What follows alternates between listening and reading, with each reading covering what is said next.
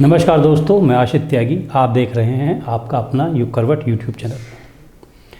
खबरों के पोस्टमार्टम में आज हम कुछ प्रमुख बातों को उठाएंगे। पहला, यूपी में योगी सरकार के शासनकाल में अपराधियों के खिलाफ पुलिस की जो कार्रवाई हुई है उसमें कितने एनकाउंटर हुए हैं, कितने अपराधी मारे गए हैं और कितने पुलिस वालों ने अपने प्राण गंवाए हैं, ये हम आपको बताएंगे। दूसरा बताएंगे भारत में मोहम्मद अली जिन्ना के एक ऐसे बंगले के बारे में जिसे वो चाहकर भी जीते जी बेच नहीं पाए।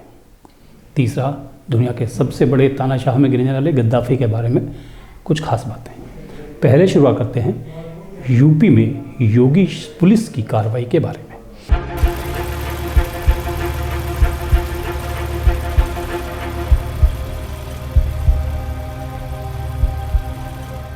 कानून व्यवस्था के मोर्चे पर डटी रहने वाली यूपी पुलिस का बदमाशों से आमना सामना लगातार जारी है।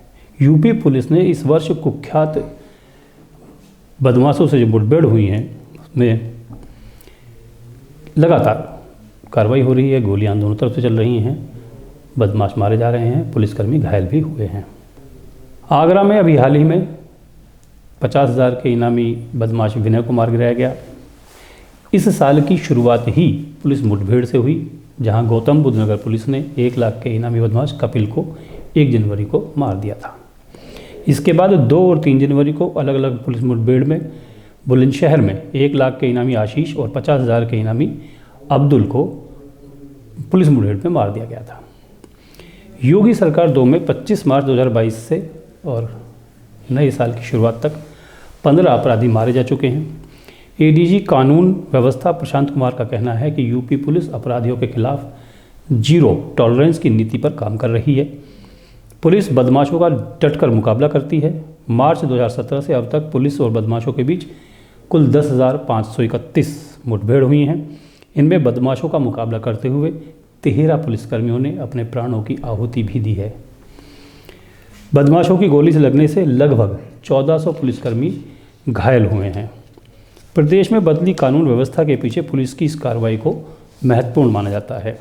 मुख्यमंत्री योगी आदित्यनाथ अपनी बैठकों में माफिया और अपराधियों के विरुद्ध की जा रही कार्रवाई की खुद समीक्षा करते हैं। मुख्यमंत्री कई मौक़ों पर दूसरे राज्यों में भी इस तरह की कार्रवाई का जोर देते हैं, आश्वासन देते हैं। बीते 6 वर्षों का आंकड़ा देखें तो इस साल जो बीता साल भरा है इसमें बदमाशों और पुलिस के बीच आंकड़ा पिछले 6 वर्षों के मुकाबले काफ़ी कम रहा है। एक नज़र जोन वाइज डाल लेते हैं। आगरा जोन में 1804 मुठभेड़ें हुई जिसमें 14 अपराधी मारे गए। प्रयागराज जोन में 332 मुठभेड़ हुई और इसमें 7 अपराधी मारे गए। बरेली जोन में 1468 मुठभेड़ हुई, 7 अपराधी मारे गए। कानपुर जोन में 414 मुठभेड़ हुई, 5 अपराधी मारे गए। लखनऊ जोन में 414 मुठभेड़ हुई, 11 अपराधी मारे गए। और मेरठ जोन में सबसे ज़्यादा 3110 मुठभेड़ हुई और सबसे ज़्यादा 60 बदमाश मारे गए। अब उन शहरों की बात कर लेते हैं जहां कमिश्नर प्रणाली लागू है, वहां पर मुठभेड़ और अपराधियों की मौत का आंकड़ा क्या है। लखनऊ कमिश्नरेट में 81 मुठभेड़ में 8 अपराधी मारे गए। गौतम बुद्ध नगर कमिश्नरेट में 658 मुठभेड़ें हुई, 10 अपराधी पुलिस की गोली का शिकार हुए। वाराणसी कमिश्नरेट में 105 मुठभेड़ में 7 अपराधी मारे गए। कानपुर कमिश्नरेट में 189 मुठभेड़ हुई, 4 अपराधी मारे गए। आगरा कमिश्नरेट में 308 मुठभेड़ हुई, 6 अपराधी मारे गए। गाज़ियाबाद कमिश्नरेट में 410 मुठभेड़ हुई, 6 अपराधी मारे गए। और प्रयागराज कमिश्नरेट में 112 मुठभेड़ हुई जिनमें 3 अपराधियों की मौत हुई। ये यूपी में पुलिस मुठभेड़ और मुठभेड़ में हुए अपराधियों का जो खात्मा हुआ है उनका एक आंकड़ा हमने आपको पेश किया है। आज़ादी से पहले और आज़ादी के बाद भी पाकिस्तान के संस्थापक माने जाने वाले मोहम्मद अली जिन्ना भारत में अक्सर चर्चाओं में रहते हैं। वो चाहे विवादों में रहें, किसी और वजह से रहें, रहते चर्चाओं में हैं। अब चर्चाओं में उनका मुंबई के मालाबार हिल में स्थित बंगला है जो इस समय खस्ता हाल हो चुका है, बेकार हो चुका है। इस घर के मालिक मोहम्मद अली जिन्ना थे। ये वही घर है जिसके लिए 2 देशों के बीच न जाने कितनी बार संदेशों का अदला बदला हुआ है। संदेश आए भी हैं और गए भी हैं। पाकिस्तान में कायदे आजम मोहम्मद अली जिन्ना के नाम से प्रसिद्ध हैं। जब वो भारत से पाकिस्तान गए थे बंटवारा होने के बाद, तो अपने पीछे सबसे कीमती चीज़ अपना बंगला छोड़कर गए थे। जिन्ना ने इस घर के लिए भारत के तत्कालीन प्रधानमंत्री जवाहरलाल नेहरू के सामने गुहार तक लगाई थी। ये घर उनके दिल के बहुत करीब बताया जाता था। अंतिम सांस तक उन्होंने इसे कई बार बेचने का प्रयास किया, लेकिन ये बंगला कभी बिक ही नहीं पाया।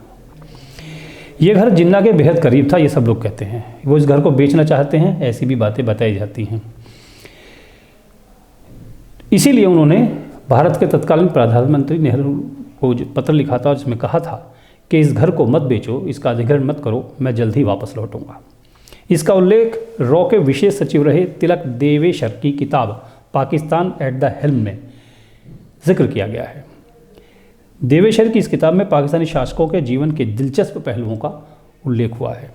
वर्ष 1918 में मोहम्मद अली जिन्ना ने दूसरी शादी की थी, जो मुंबई की रहने वाली रति नाम की लड़की थी, जो उस समय की सबसे सुंदर लड़कियों में से एक थी। शादी के समय जिन्ना की उम्र 40 साल थी। जिन्ना ने अपने से 24 साल छोटी लड़की से शादी करके उस जमाने के दकियानूसी भारतीय समाज को एक बहुत बड़ा झटका दिया था।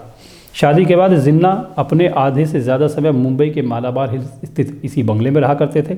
वक्त के साथ साथ जिन्ना काम में व्यस्त हो गए, जिसके कारण रति को ज़्यादा समय नहीं दे पाए। जिन्ना के व्यस्त जीवन से रति परेशान रहने लगी, जिसका नतीजा 1929 में ये आया कि रति हमेशा के लिए दुनिया को अलविदा कह गई।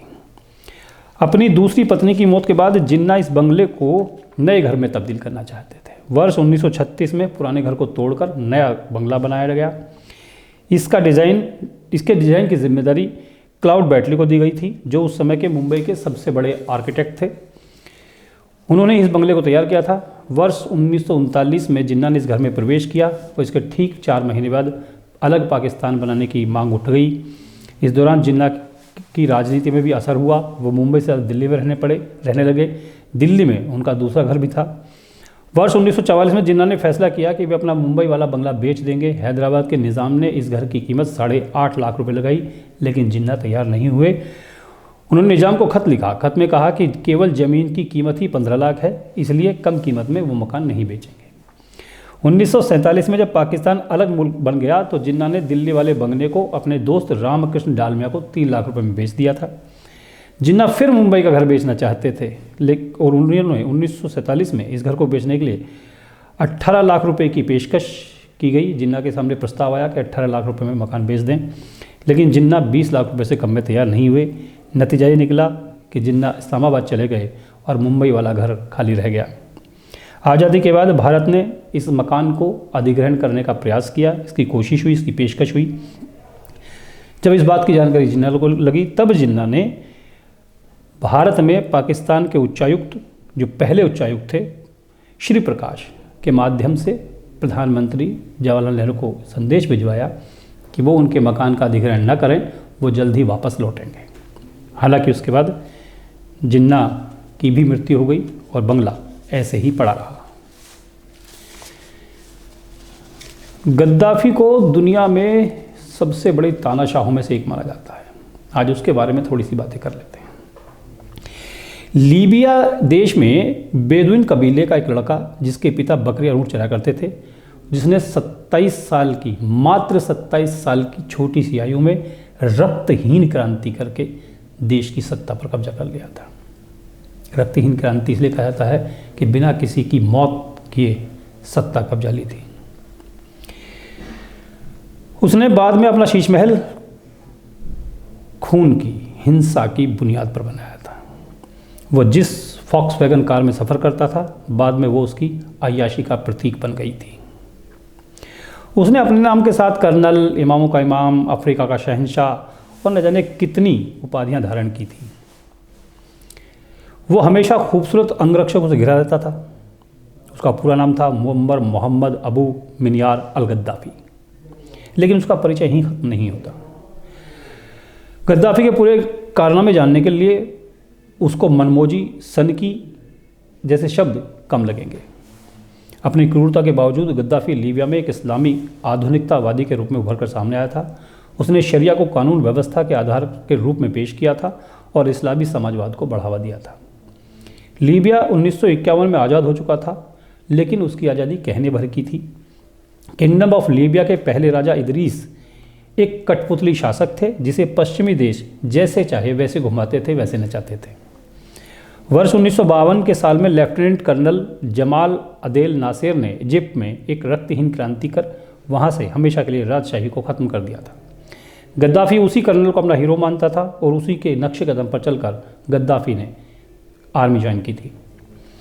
आर्मी में उसने फ्री ऑफिसर नाम का एक ग्रुप बनाया जो अपनी कमाई में से कुछ पैसा एक फंड में डालने लगे और सही समय का इंतजार करने लगे।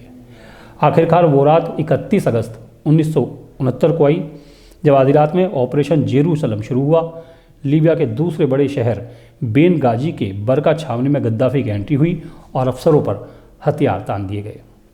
बिना खून बहाए गाजी गद्दाफी के कब्जे में आ गया। 1 सितंबर 1969 को राजा इदरीस की सत्ता पर गद्दाफी का कब्जा हो गया। लोगों को लगा था कि 1 सितंबर उनके जीवन में नई उम्मीद, विकास की नई पहचान लेकर आएगी, लेकिन यह सब छलावा साबित हुआ। विद्रोहियों के साथ मिलकर गद्दाफी ने राजा इदरीस की सत्ता पर कब्जा किया, सेना प्रमुख के रूप में शपथ ली। उस समय गद्दाफी की उम्र मात्र 27 साल थी। 2011 आते आते हालात इतने बदल गए कि गद्दाफी अपने ही लोगों को घर में घुसकर मारने की धमकी देने लगा, या यूँ कहें कि मारने लगा। लेकिन 3 काम उसके हमेशा याद किए जाते हैं। सबसे पहले उसने पश्चिम की तेल कंपनियों पर नकेल कसी। उन्हें या तो बनी हुई शर्तों पर काम करना था या मौत के घाट उतरना था। इससे लीबिया के तेल पर वहाँ के लोगों का सबसे पहले हक हो गया। उससे आमदनी को लीबिया के लोगों के ऊपर खर्च करना शुरू किया, जिसके बदले जनता ने गद्दाफी को वफादारी दी। दूसरा अहम काम था, उसने चाड, फिलिस्तीन, लेबनान और आयरलैंड जैसे देशों में आतंक फैलाने का काम किया। इससे दुनिया भर के चरमपंथियों की उसने मदद की और उन्हें अपने आचरण और हथियार देना शुरू कर दिया। तीसरा काम था, गद्दाफी ने लीबिया के शासन के लिए नई थ्योरी देने का काम किया। उसने कहा कि यह दुनिया के कैपिटलिज्म और कम्युनिज्म से अलग है। उसने द ग्रीन बुक नाम की किताब भी लिखी जिसको लीबिया में पढ़ना अनिवार्य कर दिया गया था।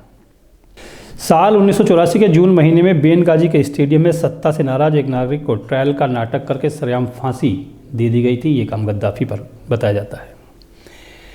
गद्दाफी दुनिया भर में उस समय और बदनाम हो गया जब 21 दिसंबर 1988 को फ्रैंकफर्ट में डेट्रॉयट जाने वाले पैन एम के विमान में लॉकरॉबी, स्कॉटलैंड के ऊपर हवा में विस्फोट हुआ, जिसमें 243 लोग मारे गए। बाद में जांच में पाया गया कि इसमें कथित रूप से लीबिया का ही यानी कि गद्दाफी का ही हाथ था। अमेरिकी राष्ट्रपति रोनाल्ड रीगन गद्दाफी से इतने नाराज थे कि उन्होंने उसे पागल कुत्ता तक कह दिया था। गद्दाफी की एक अदा जिस पर लोग जान छिड़कते थे कि वो हमेशा खूबसूरत अंगरक्षकों से घिरा रहता था। यूक्रेनी नर्स, सुनहरे बालों वाले अंगरक्षक जैसे शौक उसे विदेशी मीडिया में सुर्खियों में रखते थे। धीरे धीरे उसने कई देशों की सरकार को प्रतिबंध कर दिया। नतीजा ये हुआ कि लीबिया की अर्थव्यवस्था बिगड़ने लगी, जनता फिर से त्रस्त होने लगी, गरीबी, भ्रष्टाचार, भुखमरी फिर आ गई, लेकिन जनता को आवाज़ उठाने का अधिकार नहीं था। अरब स्प्रिंग के बीच पूरी लीबिया में व्यापक भ्रष्टाचार के खिलाफ विरोध प्रदर्शन शुरू हो गए। स्थिति गृह युद्ध की हो गई। नाटो ने गद्दाफी विरोधी राष्ट्रीय संक्रमणकालीन परिषद के रूप में सैन्य रूप में हस्तक्षेप किया। लीबिया पर नाटो गठबंधन ने हवाई हमले शुरू कर दिए। गद्दाफी की सरकार को उखाड़ फेंका। लीबिया पर 42 वर्षों का एक छत्र राज करने वाला तानाशाह मरने से पहले अपनी जान बख्श करने के लिए सैनिक उसके सामने हाथ जोड़कर गिड़गिड़ाया था। 20 अक्टूबर 2011 को गद्दाफी को उसके गृहनगर सिरते में मार गिराया गया था। गद्दाफी के अगले आखिरी बिल्कुल शब्द थे कि मुझे गोली मत मारो। दुनिया के सबसे बड़े तानाशाह, पाकिस्तान के संस्थापक के बंगला और यूपी में पुलिस की मुठभेड़ की जानकारी के बारे में आज का पोस्टमार्टम था। आपको कैसा लगा मुझे ज़रूर बताइएगा कमेंट करके। साथ ही वीडियो को लाइक करें और शेयर करें। अब कुछ खास खबरें।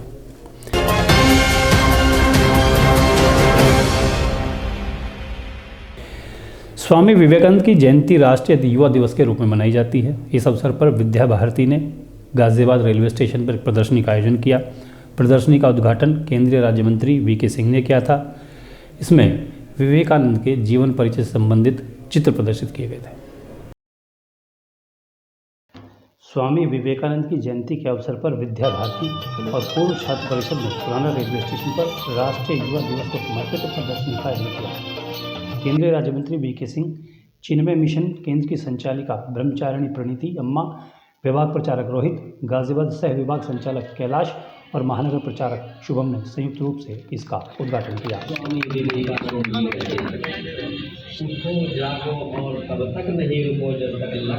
इस अवसर पर केंद्रीय मंत्री वीके सिंह ने कहा कि स्वामी विवेकानंद के आदर्शों पर चलकर ही देश को विश्व गुरु बनाया जा सकता है। इसके लिए युवा वर्ग राष्ट्र निर्माण और विकास में अपना ध्यान दे, क्योंकि देश के विकास में युवाओं का सबसे बड़ा हाथ होता है। समय पर अगर उसको याद दिलाया जाए तो सबको पता चलता है कि हम क्या थे, और जब ये पता चलता है कि हम क्या थे तो हमको आगे चलने की प्रेरणा मिलती है, हमें आगे बढ़ने की का हौसला मिलता है।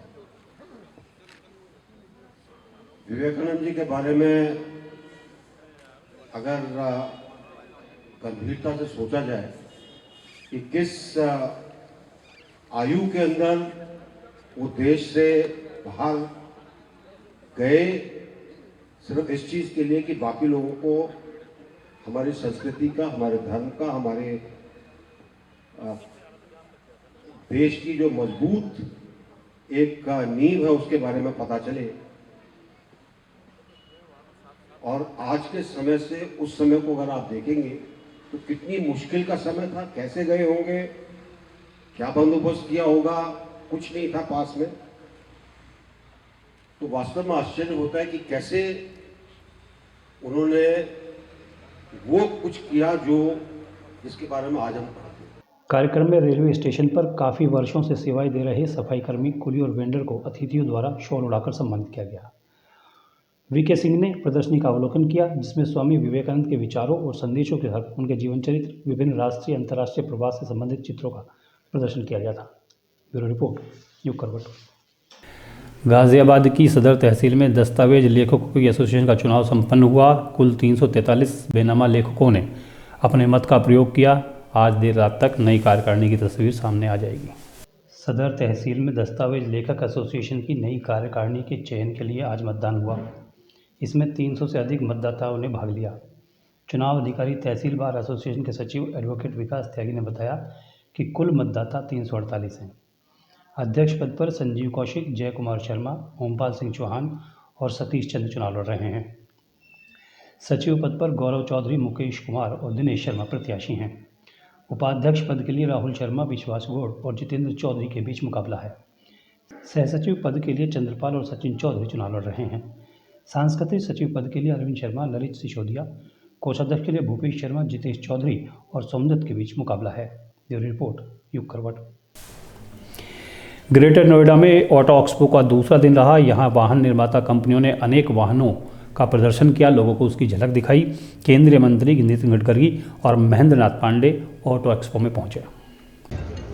It is depending upon the appropriate technology. It is depending upon the appropriate vision of the leadership that you can convert waste into wealth. Now today the finance minister has already declared about in the economic policy about the circulation economy. The scrapping is also an important thing. Even the waste tire, now I have requested the environment minister to allow import of waste tires. Already they give the permission. Because from waste tire, the rubberized bitumen, we are taking rubber powder and we are using in bitumen. Hindi Bhavan में दिव्यांगजनों के लिए mobile court का आयोजन किया गया। इसमें दिव्यांगजन कल्याण मंत्री नरेंद्र कश्यप खुद मौजूद रहे। यहाँ अनेक लोगों को मेडिकल सर्टिफिकेट बनाए गए। रोजगार संबंधी समस्याओं पर सुनवाई भी हुई। दिव्यांगजन कल्याण विभाग द्वारा हिंदी भवन में मोबाइल कोर्ट का आयोजन किया गया। कोर्ट में दिव्यांगों की समस्याओं का न सिर्फ निस्तारण किया गया, बल्कि मौके पर ही मेडिकल सर्टिफिकेट भी बनाए गए। जैसे प्रमाण पत्र से संबंधित चिकित्सीय प्रमाण पत्र, दिव्यांगता प्रमाण पत्र और इसके अलावा कुछ इश्यूज, पेंशन। मुख्य अतिथि के रूप में उपस्थित दिव्यांगजन कल्याण पिछड़ा वर्ग कल्याण राज्य मंत्री नरेंद्र कश्यप, राज्यायुक्त दिव्यांगजन विभाग अजित कुमार, डिप्टी कमिश्नर शैलेंद्र सिंह सोनकर ने कार्यक्रम का शुभारंभ किया।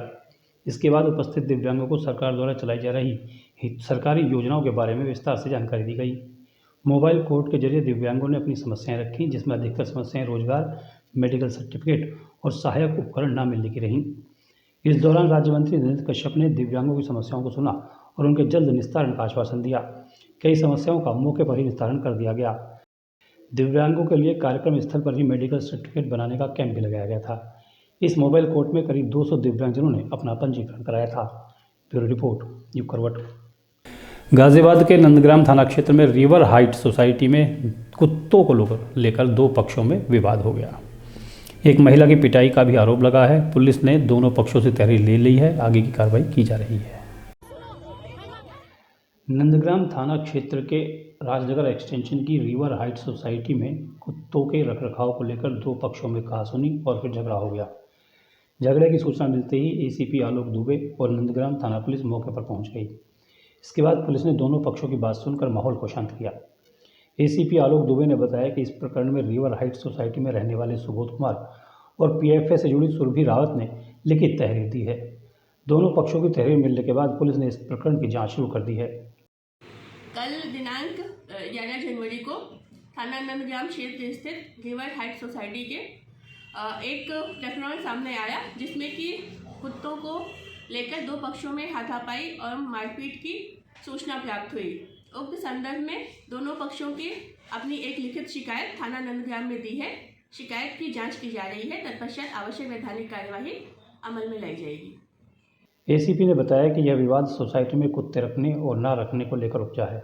साक्ष्यों के आधार पर जो तथ्य सामने आएंगे उनके आधार पर पुलिस आगे की कार्रवाई करेगी। ब्यूरो रिपोर्ट, युग करवट। मुरादनगर में रहने वाली एक लड़की ने ई रिक्शा चालक समेत दो युवकों पर सामूहिक दुष्कर्म करने का आरोप लगाया है। लड़की घर वालों से नाराज होकर दिल्ली के लिए निकली थी। पुलिस ने मामला दर्ज कर दोनों आरोपियों को गिरफ्तार कर लिया है।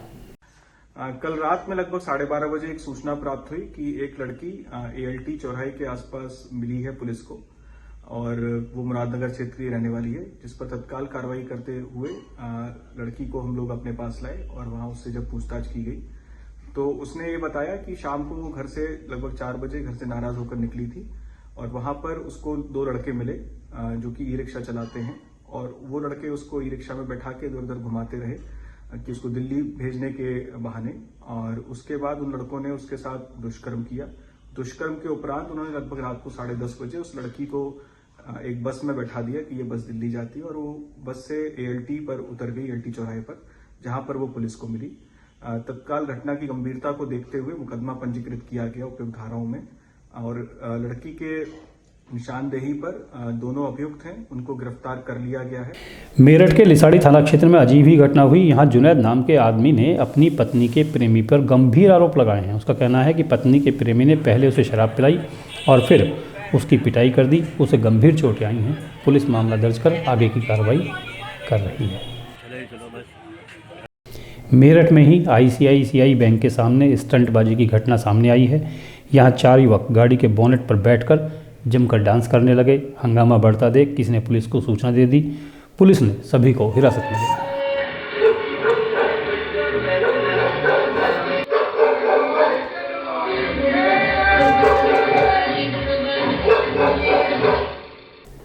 आज के लिए बस इतना ही। आप देख रहे थे युग करवट YouTube चैनल। गाजियाबाद और उसके आसपास के क्षेत्रों से संबंधित खबरों के लिए पढ़ते रहिए युग करवट समाचार पत्र। युग करवट का आज का बुलेटिन कैसा था हमें कमेंट के माध्यम से बताइएगा। वीडियो को लाइक करें, शेयर करें। मुझे दीजिए इजाज़त। नमस्कार।